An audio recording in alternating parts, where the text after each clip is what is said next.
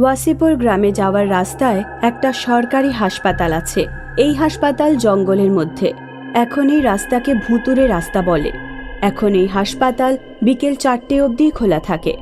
কলেজের এক গ্রুপ বাইকে জঙ্গলে ওয়ার্ল্ড ফটোগ্রাফি করতে এসেছিল, যাদের মধ্যে বিকাশ আর সাথী রাস্তা হারিয়ে ফেলে। আমাদের বাকি বন্ধুরা সব কোথায় গেল? ও সাথী, তোরা মেয়েরাও না কত ভয় পাস। বিকাশ, এটা ভুলিস না যে আমরা জঙ্গলে আছি আর বাইকে আছি। কোনো জঙ্গলি জানোয়ার আমাদের খেতে পারে। জানোয়ার খাবে কিনা জানি না, আমার মাথা তুই অবশ্যই খেয়ে নিবি। স্বাতি কিছু বলার আগেই বিকাশের ব্যালেন্স নড়বড়ে হয়ে যায় আর বাইক গিয়ে ধাক্কা মারে গাছে। দুজনেই মাটিতে পড়ে যায় আর ওদের মাথা থেকে রক্ত বেরোতে থাকে। বিকাশ আর স্বাতি সামনে একটা হাসপাতালের বোর্ড দেখতে পায়। বিকাশ স্বাতিকে কোলে তুলে নিয়ে যায়। বিকাশ অস্থির হয়ে হাসপাতালে ডাক্তারের কাছে যায়। হাসপাতালের গেটে ডাক্তার দাঁড়িয়ে দাঁড়িয়ে হাসছিল। ডাক্তারবাবু, তাড়াতাড়ি ট্রিটমেন্ট শুরু করুন। আমার ফ্রেন্ড অজ্ঞান হয়ে গেছে ডক্টর। হ্যাঁ, ঘাবড়িও না, আমি এক্ষুনি সব ঠিক করে দিচ্ছি। ডাক্তার স্বাতি আর বিকাশকে এমার্জেন্সি ওয়ার্ডে অ্যাডমিট করে দেয়। বিকাশের হাসপাতালে অদ্ভুত লাগছিল, কিন্তু স্বাতি অজ্ঞান ছিল, তাইও কিছু বলতে পারছিল না। ডাক্তার নার্সকে হাত দিয়ে ইশারা করে আর সে হাতে রক্ত মাখা চাকু আর মাংসের কিছু টুকরো নিয়ে আসতে থাকে। ডাক্তারবাবু, ও ও ও ঘাবড়িও না, তুমি আরাম করে শুয়ে থাকো। বিকাশের শরীর থেকে রক্তের সঙ্গে ঘাম বেরোতে থাকে। ডাক্তার আর নার্স দুজনেই ইঞ্জেকশন দেয়। বিকাশ আর স্বাতি অজ্ঞান হয়ে ঘুমিয়ে পড়ে। কয়েক ঘন্টা পরে স্বাতির চোখ হঠাৎ খুলে যায়। এই দুর্গন্ধ কোথা থেকে আসছে? আমি কোথায়? যখনই স্বাতি চোখ খুলে দেখে তখন ও চিৎকার করে ওঠে। সাথী, এটা তো মর্গ, আর আমরা এখানে কি করে এলাম? স্বাতি আর বিকাশ দেখে ওরা পোস্টমর্টম রুমের বেডে শুয়ে আছে। স্বাতি আলো জ্বালায়। বিকাশ আর স্বাতি বাইরে পালানোর চেষ্টা করে, তখনই দরজা বন্ধ হয়ে যায়। পেছনে ঘুরে দেখলো তখন ডাক্তার ভূতের রূপে দাঁড়িয়েছিল আর সাথে সাথে অনেকগুলো ভূত ওই রুমে চলে আসে। না না না না না, আমাদের কিচ্ছু করো না, না আমাদের যেতে দাও। ভূতগুলো জোরে জোরে হাসতে থাকে আর বিকাশ ও স্বাতিকে ফুটবল বানিয়ে খেলতে থাকে। তারপর ভূত বিকাশ আর স্বাতির চোখ বাইরে বের করে দেয়, যাতে দুজনেরই ব্যথা যন্ত্রণায় মারা যায়।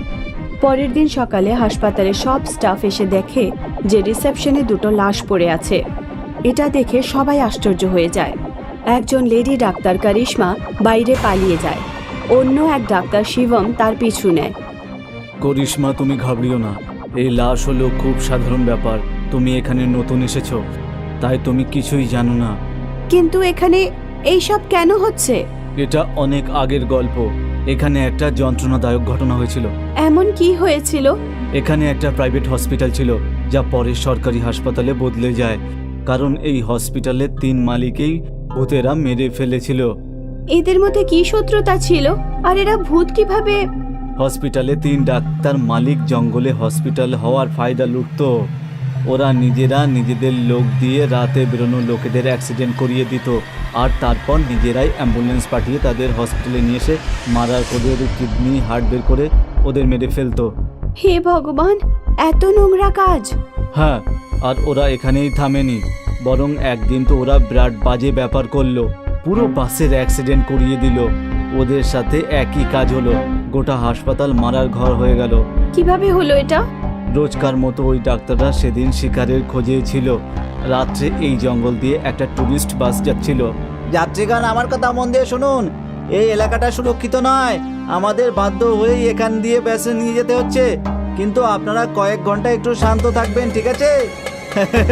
আমরা ওদের ভয় পাইও না, আমাদের কিচ্ছু হবে না। গান করো, সবাই জোরে জোরে গান গাইতে থাকো। সব যাত্রীরাই কন্ডাক্টরের কথা পাত্তা দেয় না। তখনই সাইড থেকে একটা ট্রাক বাসটা ওভারটেক করে অ্যাক্সিডেন্ট হয়ে যায়। বাসে বসা সব যাত্রী গুরুতরভাবে আহত হয়।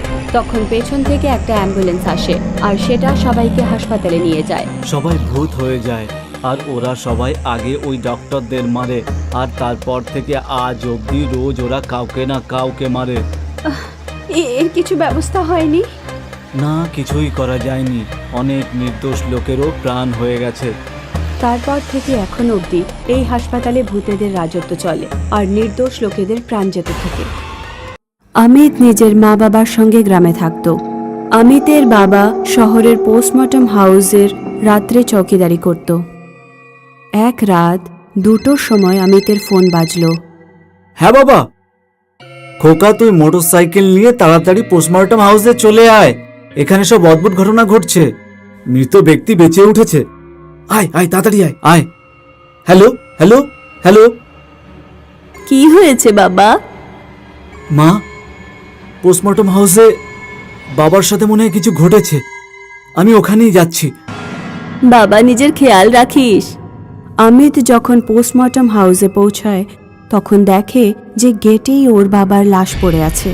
অমিতের বাবার পোস্টমর্টম হয়, কিন্তু পোস্টমর্টমে ডাক্তার তার মৃত্যুর কারণ বলতে পারে না। আমি এরকম কেস এর আগে কখনো দেখিনি। ওনার শরীরের উপরে কোনো দাগ নেই, আর মনে হচ্ছে না যে উনি সুইসাইড করেছেন। অমিতের বাবার হঠাৎ করে মৃত্যু হওয়ার কারণে অমিত তার বাবার চাকরিটা পেয়ে যায়। বাবা, তুই পোস্টমর্টম হাউসের চৌকিদারের চাকরিটা নিস না। ওখানে রাত্রে শিফট করতে হয়। তোর বাবার মতো তোরও যদি কিছু হয়ে যায়, আমি কার সাহায্যে থাকবো বাবা? ডক্টর আর পুলিশ বাবার মৃত্যুর কারণ এখনো খুঁজে পাননি। আমি ওখানে কাজ করব, আর অবশ্যই আমি খোঁজ লাগাবো যে বাবার মৃত্যু কিভাবে ঘটলো। অমিত নিজের বাবার মতোই রাত্রে পোস্টমর্টম হাউসে চৌকিদারির কাজ করতে শুরু করলো। অমিত প্রায় সময় দেখত যে দুজন ডাক্তার অপারেশন রুম থেকে মদ খেয়ে বাইরে বেরোতো। ওরা অমিতকেও মদ খেতে বলতো। আরে চৌকিদার দাদা, আরে কখনো কখনো আমাদের সাথে বসে 2 প্যাক একটু খেয়ে নাও। না স্যার, আমি মদ খাই না। কখনো কখনো ডাক্তারের সাথে একজন বাবাও বসতো। একদিন অমিত দরজায় কান লাগিয়ে অপারেশন রুমের ভেতরের আওয়াজ শুনতে চেষ্টা করলো। বাবা, ওই মহিলাদের আত্মার ঠিক করে পোস্টমর্টম তো করে দিয়েছেন না? হ্যাঁ, কিন্তু ওদের মধ্যে এক মহিলার ভূত আমার হাতের বাইরে। এই জন্য তোমাকে একটু সাবধানে থাকতে হবে। যখন ডাক্তার আর বাবা চলে যায় তখন অমিত অপারেশন রুমের ভেতরে যায়।